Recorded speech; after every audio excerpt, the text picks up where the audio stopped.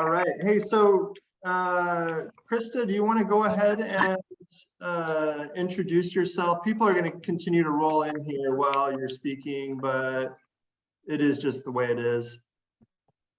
It happens. Everybody's got their own schedules to stick to. As our guest today. No, what? Thank you. Yes. My name is Krista Newman.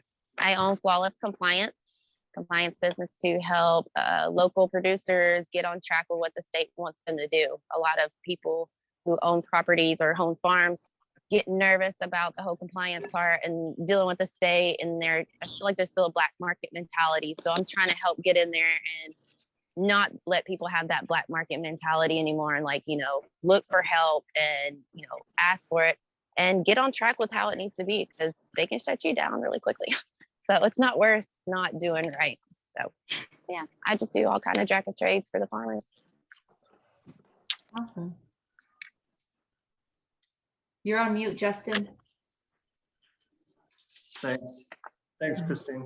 Yeah, Krista, thank you so much for all the various referrals that you've provided us over the years, and I can attest to Krista being excellent at bringing people over from the black market, which was the majority of my career in the cannabis industry as well. So appreciate that. Right.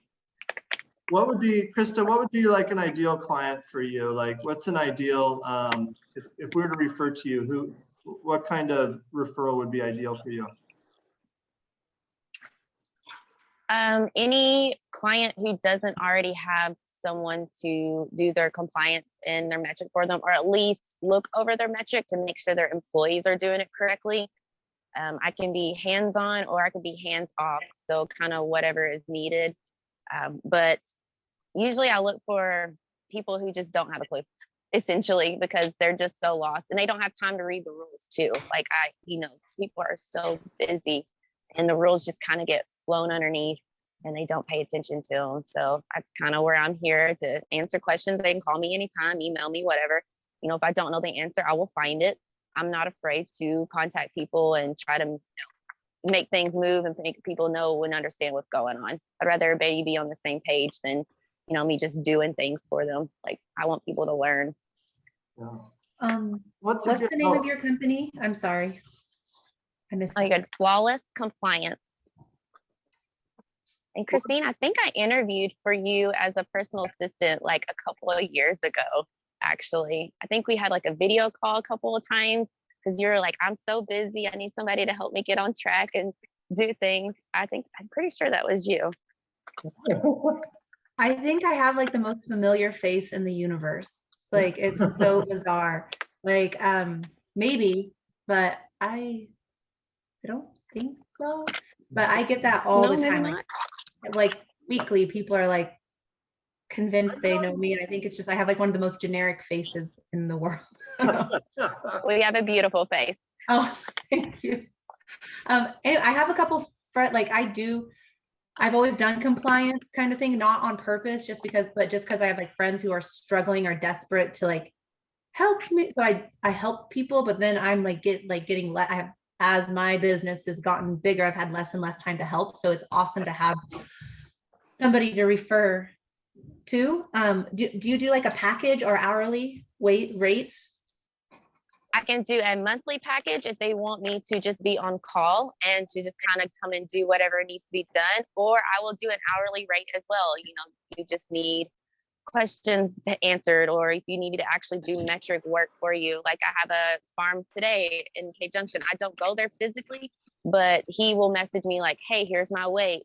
I need a manifest today. Here's all my information. And I just do all the backup in for him, email it to him, and he goes, because he's not computer savvy. Most farm owners aren't computer savvy. They get their hands in their dirt. So, I am there for them to, let me know. I'll put it together for you and send it over. I don't mind at all. That's brilliant. Do you have a phone number I could get? Yes, 541-415-1701. Is there any way that we could make like a Google like doc registry with people like Krista on it, that we can start like a resource list?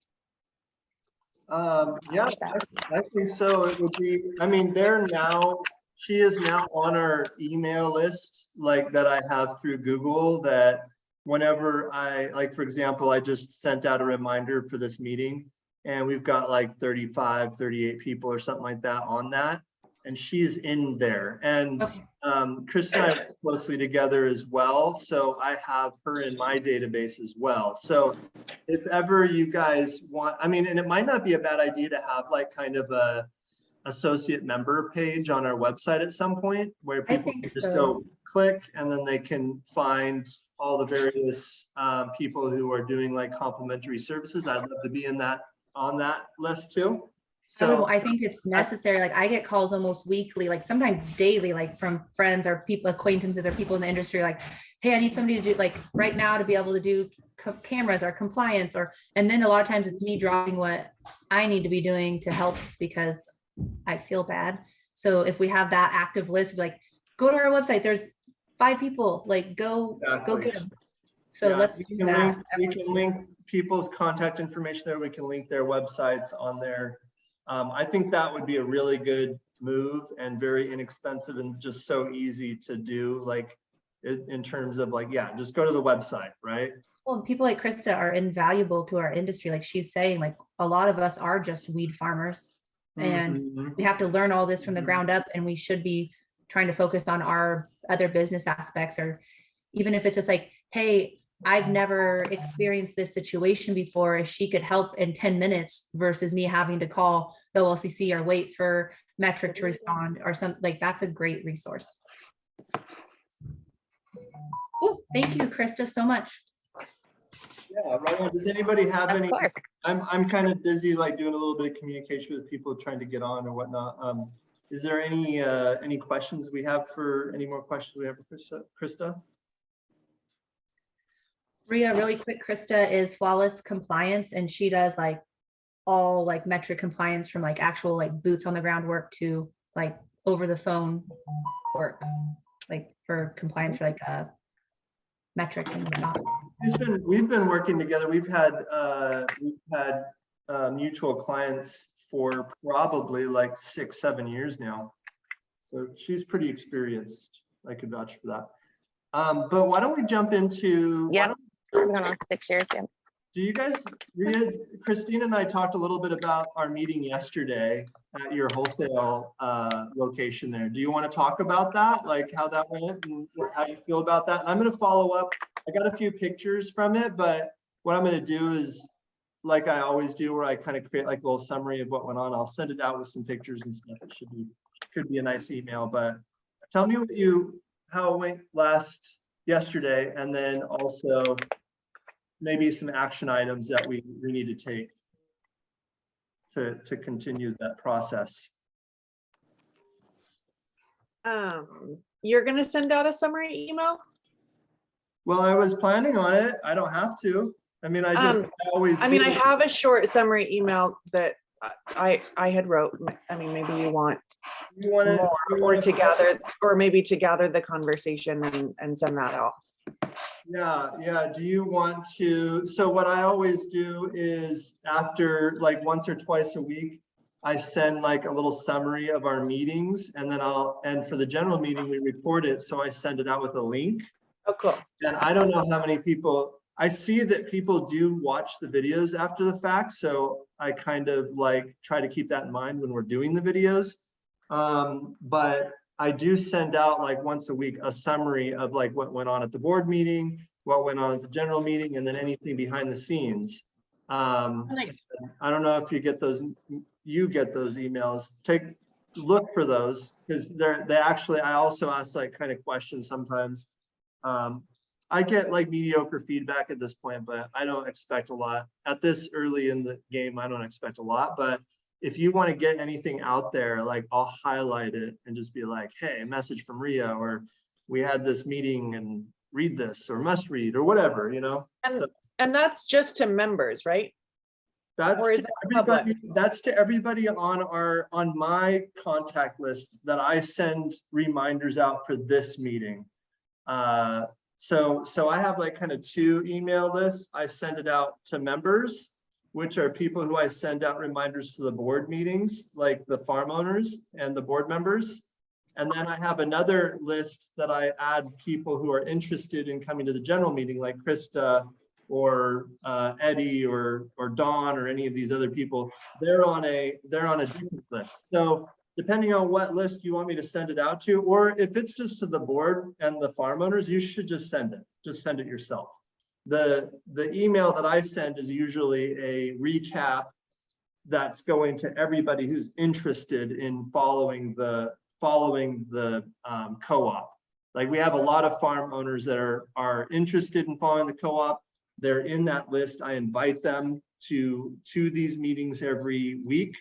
Whether they show up or not is, you know, I don't know.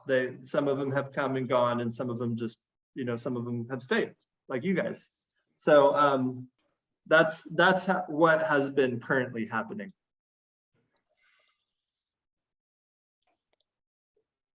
Cool. So what do you think? What do you want to do with your summary of the meeting that went on yesterday? Whatever you think it's. Well, Sounds like you gotta. Sorry, I'm a little bit distracted, but it sounds like you're going on. The only thing, I don't know if there's. Yeah, it sounds great. Do you want to talk about it? Yeah, it was great having everybody out. Cool. And just a bunch of good weed on the table. I can just send this email. I didn't really have like a whole lot of like big things. I said that, like Matt always says, the matters what matters, and that we can all agree that everything on the table was awesome. And that in short, that the big key takeaway was from Eddie and Anthony was that machine trimming is degrading to trichomes and therefore overall quality. And that the key takeaway for me regarding everybody was just that education is going to be a big part of our success moving forward. I'm reading my email. So for those of the I'll send it.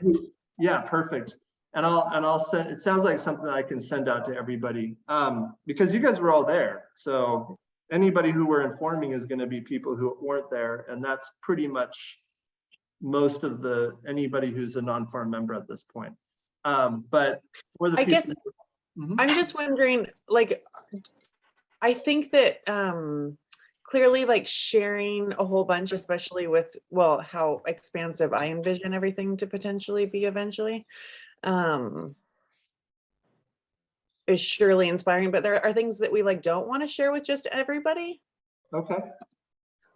Like, I mean, I think that it's really inspiring and you know, probably can gather us more members, which is what we want. And I think that the more input, the better. I just wonder if is there things we don't want to share? I don't know. I don't know what there probably will be things that we don't necessarily want to share with everybody, every single thing. Like, yeah, like, especially since we're trying to, but I don't know if we have anything yet that we don't want to share. I'm trying to think. Yeah. At this point, like, yeah, just, you know, if you identify those things or it's questionable, just wait to share those things until we can have a board meeting, and then we can decide what we want to do and what we can. I mean, I'm being as transparent as possible because right now we do have 2 open farm owner positions. And so those farm owners that happen to be following and watching these videos might want to be involved in that. Like, maybe that sounds attractive, because I have talked to a lot of people, and a lot of people are showing interest, but they don't feel like they're kind of cautious, like a few of you were, you know, before you got involved. We're cautious about getting involved if we don't have our shit together, which we don't completely, and we're working it out, but we had enough to get a few people on as farm owners and involved. So there are other people like that. And I would say that any report of progress and continuing forward momentum is a something that should be shared because it's attractive. And that's kind of my focus right now, is kind of filling out the co-op membership at this point, as well as simultaneously working on the board or policies, like the co-op policies, as far as like board directorship and whatnot. Like we had a conversation about our board positions at our board meeting and what we're going to do about that, and how we need to kind of like bring a little bit more sophistication to that. So I think that all that can be open at this point. I just realized, and that's the general meeting versus the board meeting. Those are the two differences. Yeah, we got the board meeting is only for farm owners and board members. And then the general meeting is like everybody, like Krista, for example, and Dawn and Eddie, and people who aren't necessarily farm owners, but want to be apprised of what the co-op is doing, and maybe even want to support the co-op. That's the difference. Nice. Okay, that makes more sense. So with that said, I send out an email with this video link, and there are a few people who actually watched this video too. So it's worth like sending out like kind of summary recap emails with the link to this video for people who may not be able to this meeting, but then can watch what's going on. So what are some of the action items for those of people who may be watching this after the fact? The majority of the farm members met at Rhea's wholesale location, and we're starting the process of creating a tiered system, or a system of grading the product that will ultimately go on the co-op menu. Yeah. And so that we can then definitely have tiers of quality on the menu, versus having all farm, assuming that all product that the farm members are producing are equal, which is not necessarily the case. So we need to make sure that the high quality stuff gets recognized and the lower quality also gets recognized for what it is and priced properly. So that is one of the initiatives of the co-op right now. And it sounds like it was a pretty successful thing. Rhea, is there any action items that we need to maybe make a note of for the next time we meet all together, or maybe it's something we can talk about now in terms of getting it done? I didn't really feel like we really got anywhere with creating a tiered system. Like, I don't know, maybe someone has more input on that. Well, Kristine has her hand up, so. I agree. Like I feel like I went to bed last night being like, ugh, like it was amazing and we learned so much, and it was so great to get everybody together and see everybody's product. And like the immediate takeaway I got was that everybody's product is really nice, like especially compared to what I see for sale. And that was even like more frustrating, because I think it would have been more like validating if like some of our product looked like shit and we're like, okay, well, we're not making, but all of our product is so nice and we all are not selling it, and we are not very much, and there's a bunch of nasty products. So I got that right away, and it was really hard to grade it at all, like, because I feel like we're fighting like a couple things here. Is like there's the market standard of what weed will sell in today's market, like right now, like the weed that people want versus the weed that we want people to want. Like Rhea's product, I think graded the highest if we were looking at like trichomes and nose, and like as the Ganja rating, I think that Rhea's product, because she hand trims it. But if you think about it in like what's going to the market, people want things that are like so trimmed down and sculpted and look a certain way, like indoor. And so I feel like we have to find a kind of happy medium to start, and then work on education to go from there. Like what's going to sell, like, what do we have to do to sell the weed that we have right now versus where we want the industry to be for purchasing weed in a few years, or like as soon as we can, I guess. And so something that I was thinking about, it was a little disappointing that there isn't, like, we can't just say we're Ganja certified and put a sticker on it and then that's done. No, we have to come up with our own label, and we can't just come up with our own internal grading system, because then there's no third party accountability. So we need to have like a Ganja type system. And it sounded like Eddie was working on his own like Ganja inspired and but his own like certification program, which I think would be really awesome if we can build off of that. But I think that what I want to do as an action item that I'm going to start working on myself like tomorrow is, I think it would be really cool if we got a Southern Oregon Family Farms like universal label, like that has terpenes and promotes like some of the things that we want to start going for, and that we can all contribute. Of course, like I have kind of a label that has terpene information, but it's not that nice. It was like quick and dirty. But with everybody's creativity in the group, like Brian and Sarah and Patrick and Rhea and Aaron and Deb, like everybody has like their own little bit. I think we can come up with something that's really, really cool, and we can set our own standard. And if we wanted to, we could get some Ganja numbers on it, like maybe a separate label, even though there's nothing to associate it with yet. We can start the process and people can start like, oh, what does that mean? And we can start these conversations. But it's hard because right now it's like what sells today versus what we want it to be. It's a big gap. So there we go. Sorry. You're on mute, Justin. Brian wanted to talk. He had his hand up. Yeah, Brian had his hand up. I was just, well, one, I was going to say that I really thought that what I saw was all of a really high quality. I didn't see, it's like we all have, what I saw was good, better, and best, which is what I was actually hoping for, right? There wasn't anybody who put weed up on the table that anyone else said, like, I don't think that this would make the threshold of quality that we want for Southern Oregon Family Farms. So I think that everything that we had there was a good showing. It made me feel confident in the group that if I'm out there promoting Southern Oregon Family Farms based on what I saw yesterday and the character of the people that I'm around in this group, I could talk and promote your guys' farms and your ability to grow and produce good product.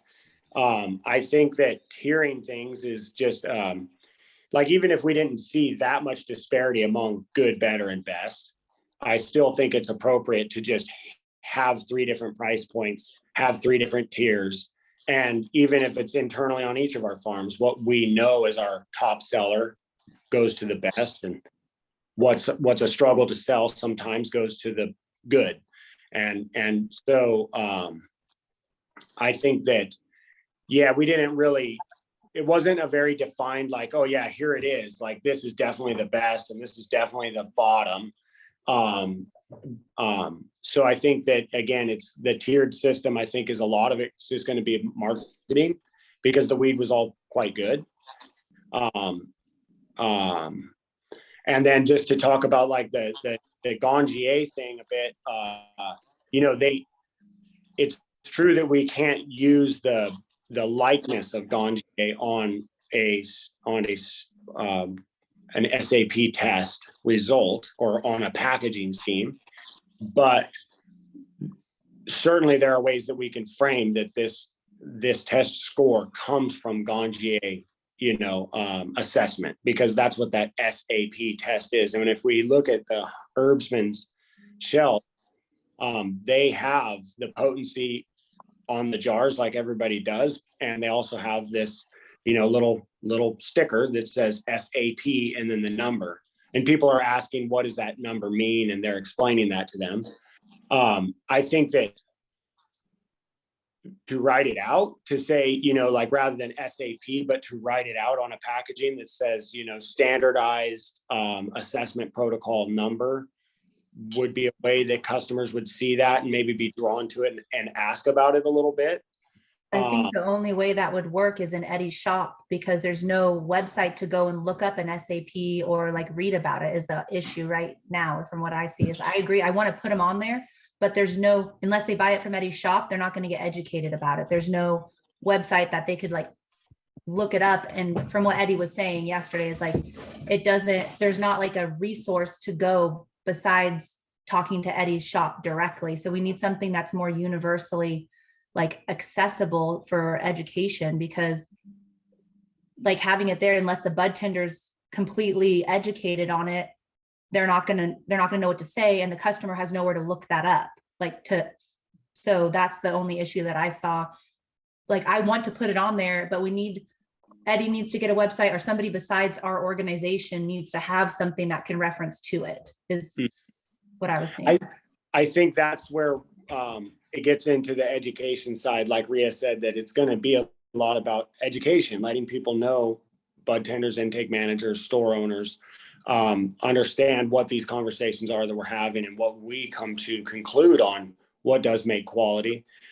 I think that it's true, you're going to have better traction with those scores at the herbsman store, but at the same time, if I'm in there talking to intake managers, bud tenders, people at a dispensary, anywhere it is in the state, and if I've got SAP scores on flower, I'm going to explain to them what that is, as best I can. And so that's kind of where I think that, that education component it's going to come from us directly to the dispensaries that we're working with. And so if each of us, make sure that we get these points across as we are in stores, if I do that at 10 stores, that will help all of you guys. If you each do that at 10 different stores, that will help me. And we might gain some traction in that way. I do agree that that education component is going to be like really big for the ability to see weed move off the shelves. It seems to be happening at the herbsmen. They seem to like be working through the customer base and letting the people who are receptive know what they know. And so I think that a good goal for me is going to be to, I really like the idea of getting bud tenders and intake managers, store owners to participate in the bud club. So that's going to be one of the things. And it's one of the things I took away from yesterday's meeting was that true. People do, there's kind of a misunderstanding for what quality is. It's kind of tied into a THC number right now. We know that. And so I just think that I just really want to try to, with the people that I had better connections with, I want to say, look, what can I do to see you on this Zoom call next week? Really like to participate. But Eddie didn't want to include other store managers or bud tenders in it. So that was where the issue came up. Because when I suggested it yesterday, he's like, nay, like this is for consumers that come to my store and not to promote this in other stores. And that's not, like, we can't be successful without onboarding all of Oregon, like basically, and having them participate. So I agree. Like, I want to do something, I think something like the Bud Club, but Rhea, like, we could do it ourselves and have it farmer driven and host each farm. Like 1 week we'll do Green Bandit and we get 6 bud tenders from 6 different dispensaries to join on, and Green Bandit does it. We can do our own, but the certification needs to come from a different organization than ours. Like, we can do like our own little bud club for dispensary owners, our dispensary bud tenders, but the Ganja, the certification needs to come from a third party. So sorry, Rhea, go ahead. Oh, no, you're fine. My mouse is dead. So I'm just relaxing with the hand up. In talking about quality, something came to mind for me because a fair amount of product has been up at our wholesalers since like probably, I'd have to look, like November, December. Like, we trimmed in the fall. We trimmed a fair amount, and like eventually, like with testing, whatever, I got it up there. Anyway, so I have chosen to rearrange the model with how I'm working with them to the storage and fulfillment model, because I want to be more in control of the representation. They've done a great job, but I just want to see something different.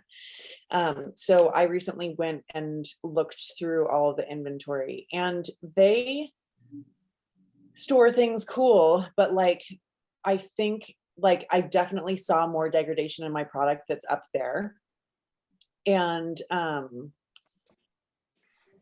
some more than others. And I think that some of it is strain specific and then some of it is not, like, but I think that a big part of it is just like the movement and traveling. And so that's where like with like their sales team kind of like, I mean, they're they have a high attention to like very detailed SOPs, coolers, like the whole bit, but like traveling and like opening bags, and like just in the 3 weeks since I've actually been on the road doing sales, like, you know, like I can open the bag and smell my flower. Like, I don't need to shake the bag. I don't need to squeeze the bag. I don't need to break buds open. And like, I see that like a lot, like every fucking time. Like it drives me. I've seen like full elbow involved stirring, like not just like a wrist, but like full elbow. How about the no problem? I've seen so that. one of my big things like in this last, so my product's up there. I was kind of an a-hole and just like not budging on my pricing, like have had everything at $700 since the fall, and like unwilling to move and just stubborn, whatever, that's my own fault. But so I think that the product has moved around a lot, but anyway, a combination of like COVID, inflation, gas prices, and seeing degradation of product, all of those things factor into where I have seriously wanted to do product showcases. At least that's what I was calling it in my mind, where I was like, as I mentioned yesterday, like essentially doing my very best to sell a pound virtually. And so just like, so hopefully making the trip that much more worth it. But I think that like in discussion yesterday, just brainstorming with like what Eddie was doing with the Bud Club or whatever, I think that that's something that we should seriously explore moving forward, because like, yeah, it'd be all great like if we're trying to all be on one menu and sell together, and it's like your product comes like to my wholesale, for example, it's just like the traveling just sucks and it's expensive and it's stupid. And someone had their hand up, and that was Patrick. Yeah, I just wanted to add, I do like the 1 minute like broadcast here material video. I think that'd be pretty cool. But as far as like, so we've been tier pricing our product ever since 2015. Like we've always had 3 different tiers, even if it's like equally as good. I think the only thing we've tested it on, unfortunately, or done it on, is the test results, like a lower number than is priced at a lower tier. And then maybe another thing would be like, well, say if you have 15 pounds of one and you want to try to get that price, but if you have 100 pounds of something, then maybe that goes to like a level as well. So you just keep selling through product. You know, you got to keep selling through the product. But I mean, I guess have you guys price tiered your material? I guess would be the question.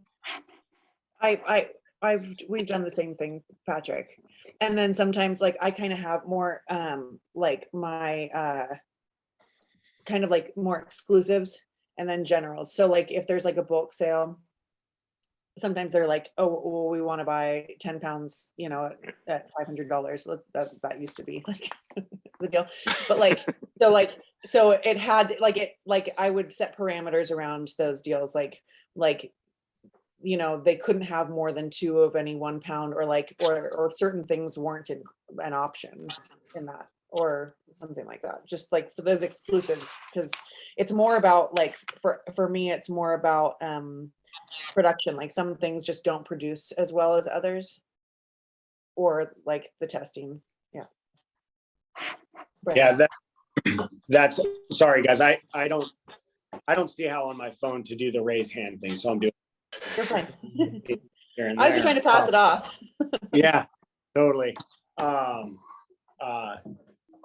Yeah, so I do the same. Actually, really my weed has been always or mostly been sold at the same price. It's just that some weed sells faster than others, and that's kind of that. But whenever I did look into and had done pricing tiers, I did it based not on potency, not on quality, but as you said, Rhea, on productivity.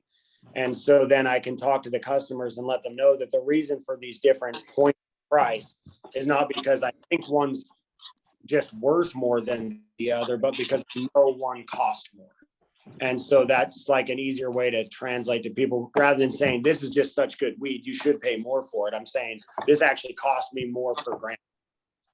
And so that's, or it, because maybe it's a small yielding plant, maybe it finishes late, but I think that's a more understood conversation for people at the receiving end of our flower.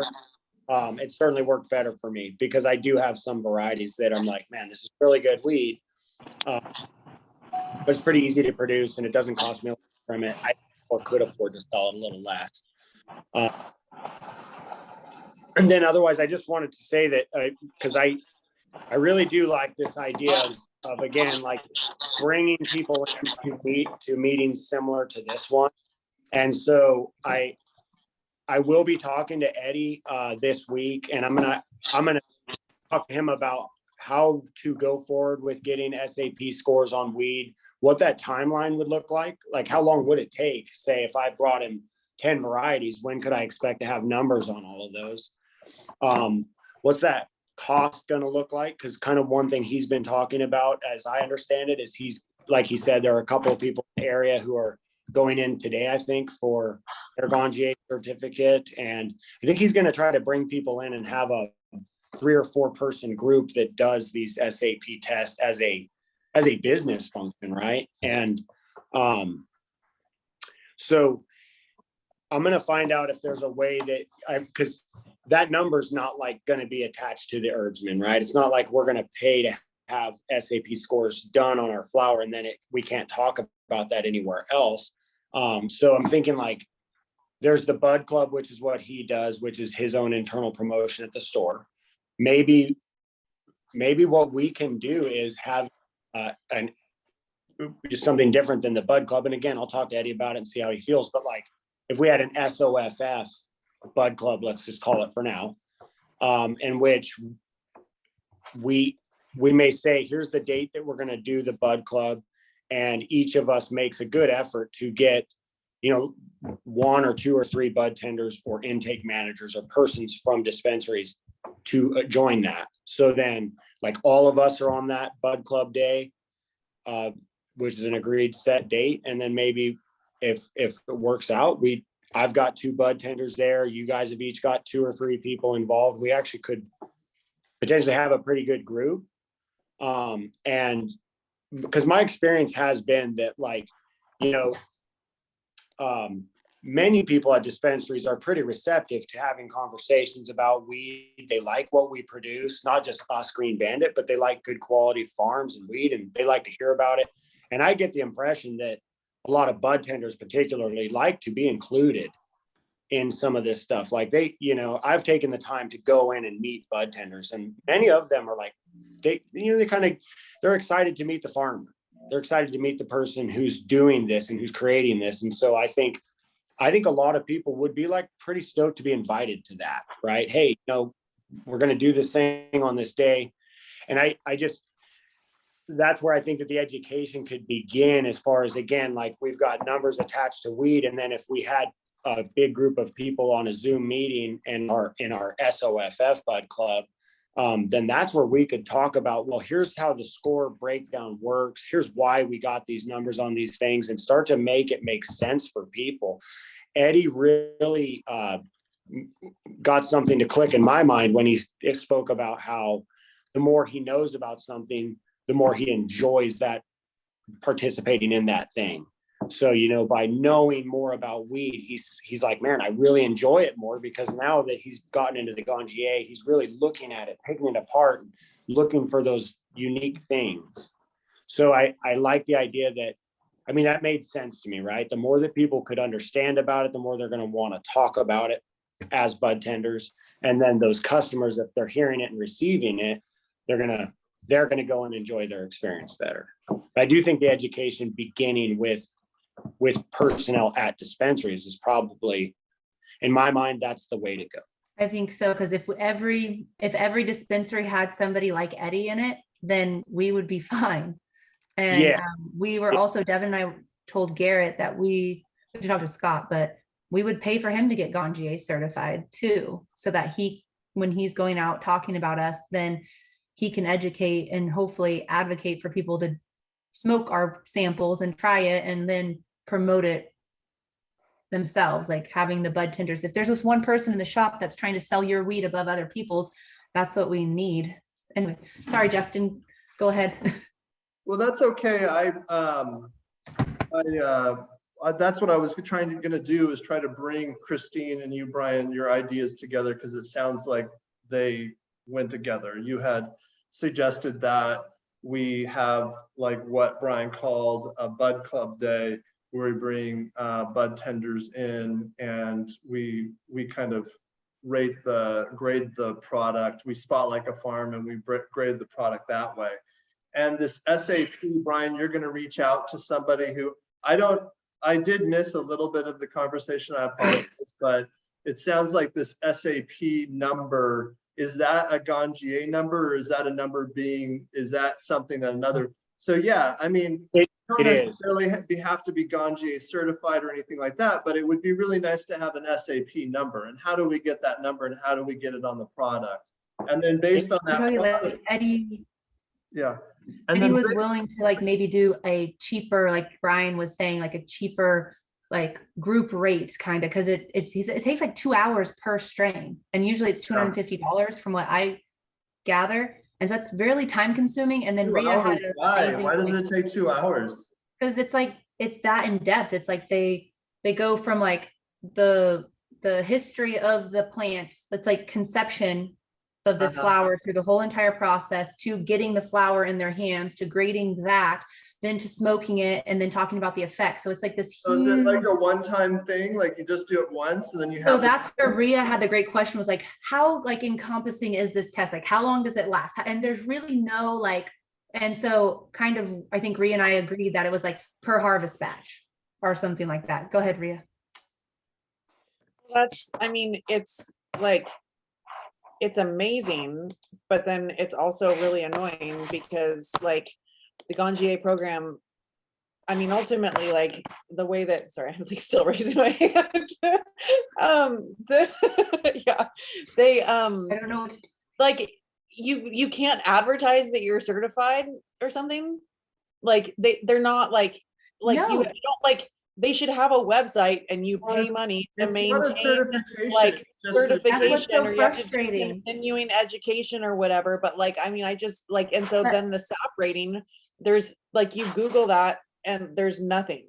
But Eddie is trying to get his own website. Like he's trying, and so that's what I was like, Eddie's amazing. We need to promote business to him. We need a third party accountability system, because we can't be internally like accountable. That doesn't not how shit works. So if we can say like, Eddie, what do you need from us to launch your website or launch that information? Like, what can we do to support that? Because if he gets his SAP rating and like then we can refer other farms to him, and then maybe he'll be more willing to participate in our dispensary bud clubs, like our other dispensaries. We should be able to say SAP by SAP number, like, and we can say something about Ganja, right? Because He said that the SAP is even like an internal Ganja reference, from what I. Brian was raising his hand. Brian has his hand raised, sorry. Just had that. So SAP is certainly not something that a person can say that you can or cannot use, because that's a term, which again, I better look it up, but it's like standardized assessment protocol. That's all that is. It's not like a name or anything like likeness.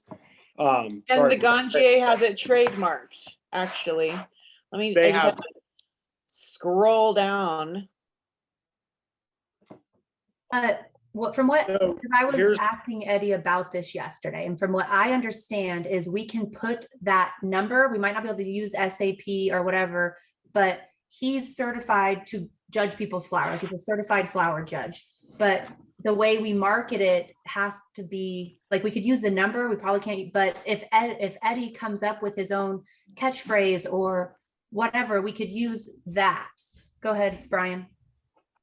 So I will contact Ganja because I will ask them, I'm going to let them know that we're up here and what we're doing, and that we have this strong interest in using the Ganja scoring system for our product. I want to ask them, how can we use that as a marketing tool? Because most certainly Ganja, there is a way we can use this that's going to be at their benefit. And I know that they didn't set this up to be like this quiet hush hush like scoring system. I mean, Ganja does want this to become like the leader in this type of assessment. And I know that there's some way that we're going to be able to be helpful with them as they're going to be. I'll contact them. I'm going to find out what is it that we can do, what is it that we can't do, right? I'm sure there's a way. I'm sure that we're going to be able to get this. Just to touch base with you, Justin, on like how that score goes. So it's a number between 1 and 100 is the final score. It's like an aggregate score of all these different categories. And those are, the look, the smell, the aroma, the effect, the potency, the texture. There are all these different things. And you're given each of those items a 1 through 10. And then in the end of this 2-hour experience, you have a number that's, the aggregate of all of that. And then, so, and yeah, I mean, anything I think above 80 is probably good weed, like quite good. But then anything above 90 is like exceptional. And so just to let you know, that's what that is. And it is cool for the fact that it's a single number that you wind up with at the end, much like wine gets graded. And that's what they've modeled this after. So I have no doubt that we're going to have a way to use that number. It just needs to be what's approved by them and what they're. Or we can call it something different besides SAP is what I think we can do too. Like if they say, no, you can't, we can name it like what do they call it in wine? I don't drink wine. Sorry. Yeah. What's that? Well, I think called? Wine spectator. Yeah, there you go. We can call it a cannabis spectator rating. Like we could. I think wine spectators organization though, right? Like, wouldn't that like But everything is like Yeah. certified kind and green clean. No. Clean green. Green. Clean green. Yeah, anyhow, I'm gonna do that. I'm sure they're gonna have a way to do this. They're gonna want us to use this. We're an organization of farmers, and so it's like, hey, we're gonna get the word out about Ganja. It's gonna be a win. They need to have a database. It's ridiculous. That's what I wanted I to agree. say. Yeah. It blows my mind. Yeah, I'm certain that there is a way to use this, like to use their service. I mean, I imagine they don't want to make it so hard for people to be able to do this with their products. So then the question comes back to, Brian, go ahead. Just last thought on this is that certainly Ganja is gonna, if they were to just say, no, you can't use SAP and you can't use our likeness or any of that, the next step is to say, well, then we're going to have to create our own third-party grading system. They're not going to want that. They're not going to want to see other people. No, they're not. I can't imagine the barriers are that high. I imagine they would want us to partner with them. So then the question though goes back to then I would be curious, like this 2-hour.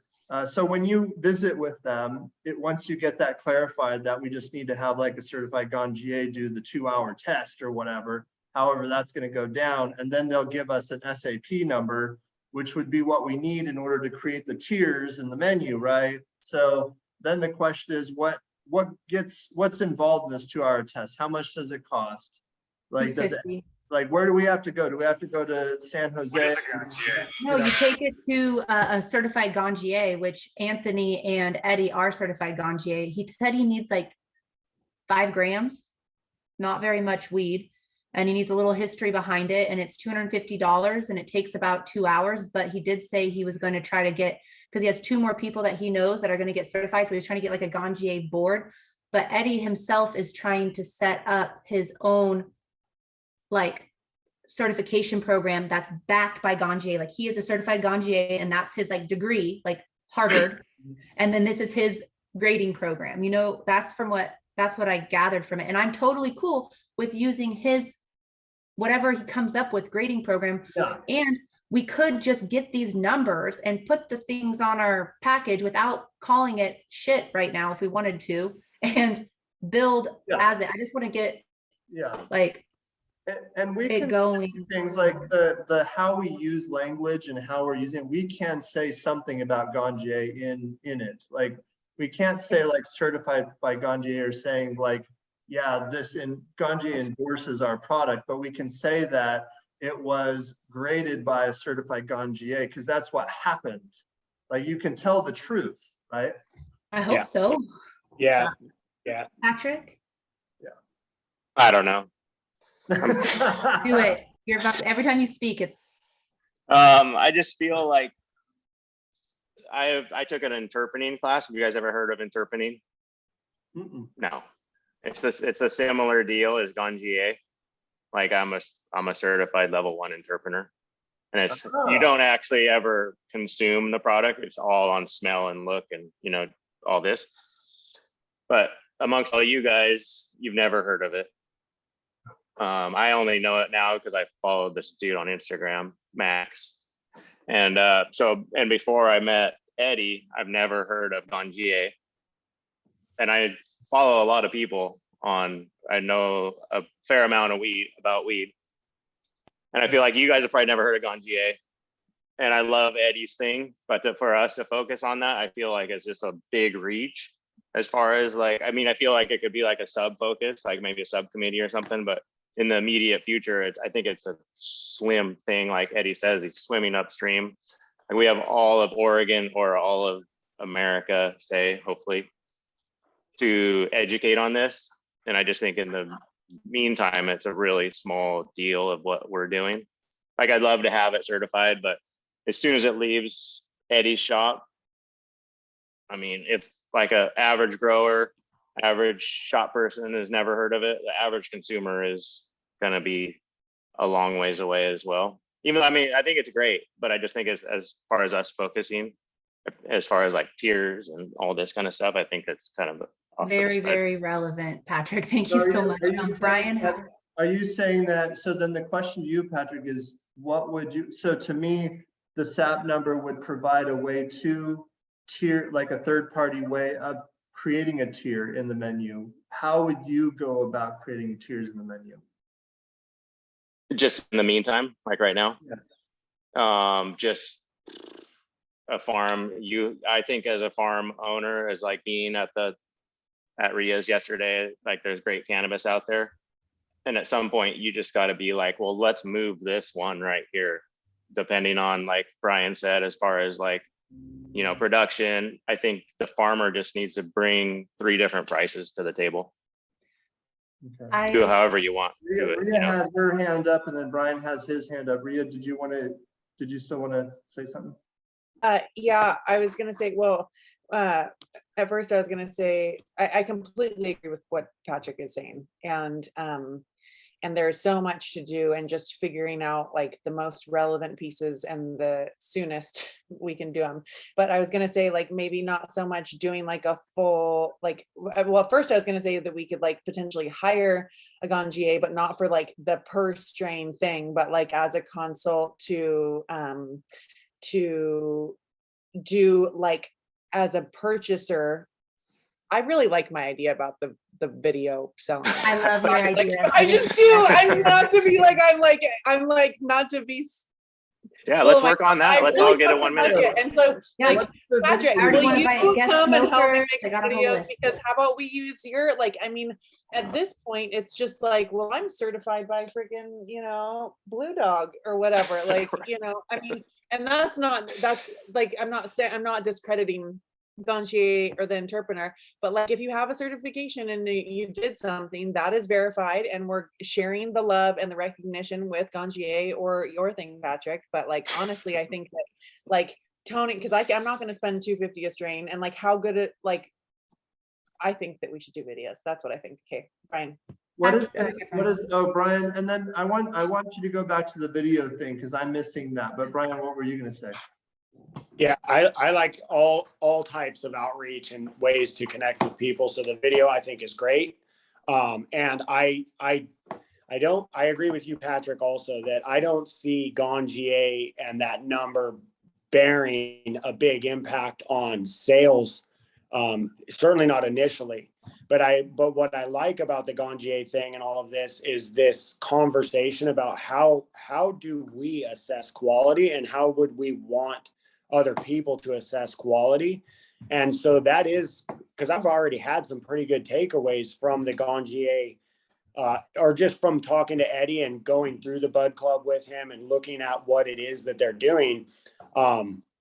There's like a lot of things that we consider about our weed that we don't necessarily talk about, where they've put it all on paper. And I just like that for the fact that, you know, like they've covered every bullet point that has to do with weed at all. And so I think that I see the good, I really see the value in this for me. Or my thought is that the value comes from how we are able to educate these people who we are, you know, we're in their store talking to them, or we're doing a big Zoom thing. As much as Rhea loves her video idea, I love my conference idea. Like, I think that if we could agree to do, like, I think once a month is a super good target, like every third Sunday or every third I think Saturday. it's the same idea. Like, I think it's the same idea. Like Rhea's. I guess I thought incorporate we were talking about like producing videos that we just have that are part of like maybe your email that you send to a dispenser or whatever. Where what I'm talking about is like that, where we actually get together, do a bud club, a Southern Oregon Family Farms bud club. Again, like if I can bring just 2 people in, but if everybody could bring 2 people in, that would be a big deal. I really think that certain bud tenders are going to feel like that's cool that we've included them in this thing. And I really also think that it does just take one person who's like carrying that conversation within a dispensary for that to like go around the group. Like if a bud tender comes in on Monday and they say, oh man, Saturday I did this bud club thing with these people. We talked all about weed. It was really cool. And I learned some unique stuff. And then that message is now in everybody's minds. And then also maybe like, if they have a good time, if we could show them a good time on that Zoom call, then they probably would get other bud tenders involved on the next one. And so I like the idea of doing a once a month conference, you know, get people together in the name of having fun, really, like trying to bring the bud tenders in there to have a good time and to talk about weed in a way that's different than how it's been. I think we should. Each grower should host it once a month, and we should feature their strain. We and everybody, like if you're out on a circular errand or whoever, we drop off samples to people who are like receptive to it. And we do Brian's weed this month, and we do Patrick's next month, and Rhea's the next month, and Devin's and Aaron's and mine. And that'll put us through. And we can use that like as an educational tool to send out like, this is the take on this weed. Like this is like, we can shorten it and edit it and get like a shortened version that we could send out to prospective buyers, like new dispensary owners, say like, hey, this is what people think about it in real time. So I think we could, it's necessary. And I like the idea of, I want to do the Ganja rating because it's like third party accountability, but it doesn't really have bearing on what sells right now. Like it doesn't, like the Ganja quality weed isn't exactly what people at the dispensary want to see right now, which sucks, but it's true. Like, I hate to say it, but they want something that's ultra trimmed and like looks a certain way right now. So we need to pull it away from that, but we also need to sell weed today and make money. So we can't all be like, we have to make money too.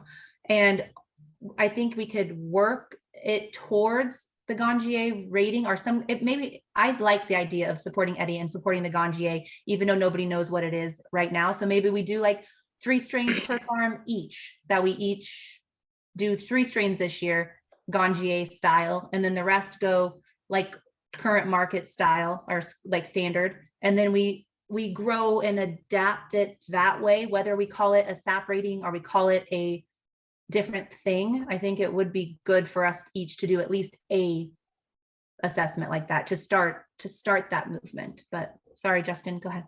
Yeah, it's worth exploring though. We should continue to explore. Brian, you should reach out and find out more about it. My personal feeling is we do need to, I mean, we're thinking survival right now, but we have to think long game as well. And long game is going in a direction of a Entrepreneur or a Ganja. At some point, we have to get off the like percent of THC and the superficial way that it looks, and more towards a holistic approach to rating the product. And that is the way it's going to go. So we could be ahead of the time here. What we're doing right now is ahead of the time. So I would encourage us to explore all avenues of this and then come back with all the facts and then make an informed decision.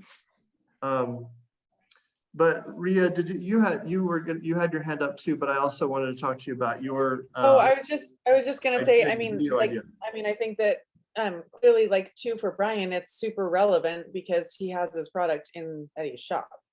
So like having your product in a shop that understands and is teaching what that is killer. Like, I mean, you probably, like, that makes perfect sense to me, you know?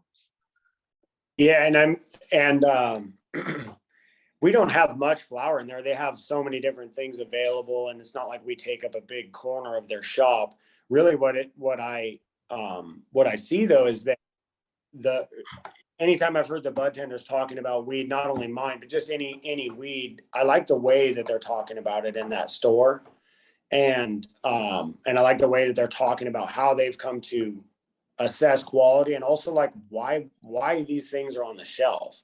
And I think that if we could see other dispensaries go that way, it does bode well for the dispensary. If the bud tenders and the people in the store can talk about, you know, why we have all these weeds on our shelf. It's not random, and it's not just because of price, but we've actually chosen these weeds to be here on our shelves. I just think that that's a very powerful sales tool, rather than just going, hey, what's behind me is just because I got it at a dirt cheap price, which they would never say that, but they like really can't speak to it. And so I just want bud tenders to be able to speak to my weed when they're confronted with, here's 25 jars of weed. Why would you pick any one of them? You know, if the bud tender goes, hey, I happen to know these people at this farm and I believe what they have is good. I've just seen it work. Anywhere that we have a good connection with dispensaries and the bud tenders, we have better sales. It's just like that. And if bud tenders don't know who I am and we've just made sales and it's like through a wholesale, or it's just something where we really didn't have an in with them. I've done business with places that wouldn't even let farmers into the dispensary side, right? Like you can go in and sell them weed. You can't go in there and shop around and look around, right? Like it's so weird. But then, so I have no knowledge of anybody at that store. They don't know me. My weed is just weed on the shelf. And that's like no way to have continued business and to gain a following. Like the only way we'll ever gain following is for people to understand who we are and what we're doing. And so that's why I just really, again, I really think that the more people are interested in us, the more they're going to want to sell us. I see bud tenders who like me and like our brand. They like Sarah and I and our interaction. They want to sell our weed. I've seen people say, you know, yeah, well, it's not as high testing as that, but you're going to like this more than that. And like it's just so important that bud tenders and personnel in the stores actually like us, not just the weed, but they actually like you, the person. Building relationships. Yeah. So I just want to see ways to build those relationships and feel a little more love in this industry than business side of it would just allow on its own. Patrick, you had your hand up first. Yeah, just as far as like the Rhea video thing, I agree. I believe that it's like say you have a pound of weed or an ounce, you just pump it up. You describe what you're seeing, maybe you show it. And then I just want to have Matt do mine, Rhea, just so you know. Can I get on that too? He goes, Oh, Well, face every time. That's what I was like, can we have a guest smoker? Like, I don't smoke. But don't here's do the it. thing, is Can I have like, Matt as my if guest you make, smoker.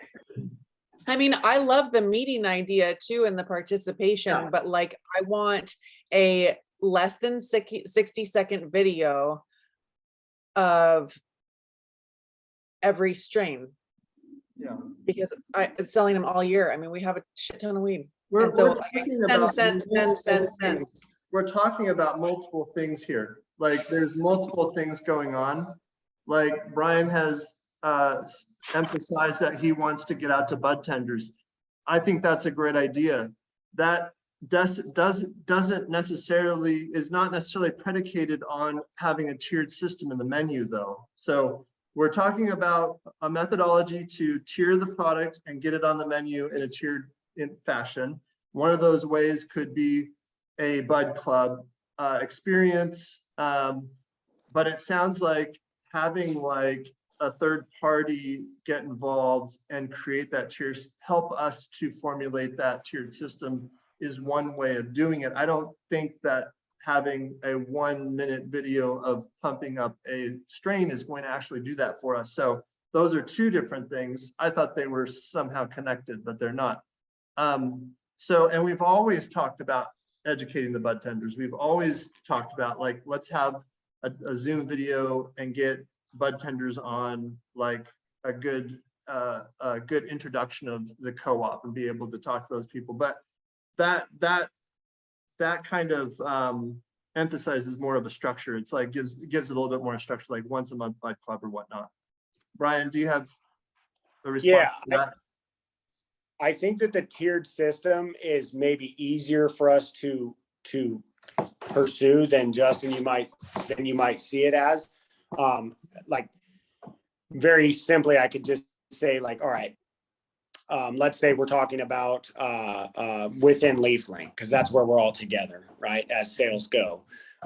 So maybe within LeafLink, we agree to, all right, every farm brings 2 varieties for 3 different tiers. So you've got your good, better, and best. You've got 2 in each. It's up to you, the farmer, how your weed goes into that low, medium, and high. It's up to us, the collective, to agree on what are those 3 price points.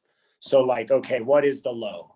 What is the medium, and what price? We all adhere to that, because that's something we talked about early on, was like, we can't just have wildly different prices on the LeafLink thing. But I think that it's pretty straightforward and simple for any of us to say, here's my good, better, and best. And those don't have to stay like that. It's just that that's how we would have a number of strains within a number of categories. That's all sensible. Okay. And So that would be like an a way of doing it internally then. Yeah, one, I think that then separately, the grading system, like the outright grading system, is just something that I think that it would be cool if, like, on the LeafLink page, if we did have it to where, everything that was on LeafLink had an SAP test. So maybe it's each of us have done 6 of those tests, not at $250 a piece. I think we're going to find a better price than that, certainly. But or maybe maybe you only have SAP test on your best, those 2 at the top. But I think that that's just a system for grading quality. And again, I think that the price point thing is just a function of just set prices and head out. Okay. I think. Patrick, you had your hand up, and then Rhea also had her hand up. Yeah, I just wanted to maybe propose that next week in the general meeting, if this goes out to maybe 30 people, 35 people, Brian, you have a 1 minute episode of showing off your weed. Do a little trial run. Okay. Then on that case, I have a question for Rhea. Like, Rhea, can you break it down for me? What would you do in 30 seconds or 60 seconds? I mean, what's the play there? Are we dumping weed out on a table and talking about it? Are we holding up a nug? I'm just curious, how would you form it? Do these I don't know if I want to talk about it on a general meeting that's shared with the public. There's a secret, Brian. No, I don't know. I mean, really though, but like, I mean, we're all virtual. I mean, it's kind of true. Like like our techniques and whatnot. I mean, maybe whatever, I guess it's no secret, but like, I mean, driving I drove to fucking Hood River to show some pounds. Mhm. Cool. Like the intake person wasn't there. They scheduled a meeting with me. Like they had their previous intake had stepped down and is just a manager, and he like looked at my stuff. Like yeah, I understand that in virtually, like you cannot smell it, but that's the only thing that you really can't do virtually. And so I think that like, especially potentially having guests that aren't with your farm, like be on the video. And like, I mean, like everything that you do in a showing, it's like, oh, you want me to drive to Portland to give you a showing? Yeah, I think it's great. I 'cause, yeah, drove to Roseburg last week to do a showing. Max Yeah. in every single person's They didn't video. even wrap up the conversation. I was like, yeah, I'll just start packing my bags now. Like, so I'll be in touch. Like, I mean, I can do that on video and everybody's glued to their freaking phones. And so like, I mean, I don't want it to, like, I call it a showing because like, you could even potentially like put it on social media as long as you're not selling anything. So like, and especially like with Zoom and stuff like that, like zoom it up, see the trichomes, dump a pound out into a glass bowl, look at the duff, like have a third party opinion, be like, wow, this is really pungent. Like I don't even have to squeeze the bud to smell it. Like, just and, shake it like aggressively. it's really got that like whatever. So like if I'm gonna drive to Portland or Hood River or wherever it may be, that like at least I have like a pinky toe in the door before arriving. I just think that there's more hope. Like it's just like, yeah, you get it. Can we do, Brian, can we do like the bud tender like sampling and then do a Zoom and then compile that into like a video, like a shortened version that we could use so we can kind of kill two birds with one stone? Because we want third party, like great, like somebody else to smell it or look at it. So we like, can we incorporate all those together? And then we could put a page on, because we have on our website, we have like the farms page, but we haven't actually developed those pages yet. And then we could have it like, if someone goes to our website, or they can click on Millerville Farms and get a sampling of like what your pounds look like of each strain. And I think it's just important to keep people's attention. So if you're focusing on one strain and just diving into like a quick little short, that's the first step. If you want to multi-layer it, you can layer it to the moon and back. Like, but like ultimately like having like the short clip that will like actually attach in a email, you know, highlight one, you know, I just like, we operate visually quite a bit. So yeah, I mean, as many layers, I mean, we could have an hour-long smoke out, like whatever, but like, I think that like ultimately like how I've been wanting to do it and talking with one sales guy about pursuing it is just like each strain, just a sales pitch, like it's a menu. And would you scope it like Christina has a computer like microscope that she looks at the bugs on the plants and stuff and the trichomes on the flowers and looks for mold? And yeah, I didn't think of that before, but after yesterday, I'm like, heck yeah. yeah, it's I this. don't know, Brian, what do you think? I think that's good, Brandy. I think that's a cool, as a good thought. It actually gets me into other thoughts now. I still see your hand up. So Brandy, if you have. Yeah, I'll put it down. No, I'm good. I Okay. have to get going. Personally, I have to get going. I think that as far as like this video and like what we've accomplished today is really what we needed to have. We needed to have this conversation to know what we're going to do going forward. So it sounds like we do have some various things that we need to do. And then you guys could go ahead and keep talking about what you want to do. I'm going to, I have to split because I have to get back to work. And is there anything that anybody needs from me at this time? How do we invite someone? Invite somebody? Or like for the application or whatever? For the invite, what do you mean? To be a farm member or to? For application, yeah. Oh, okay. And what do you mean by inviting people? So if there's people that have heard about us and want to be involved, how should I invite them?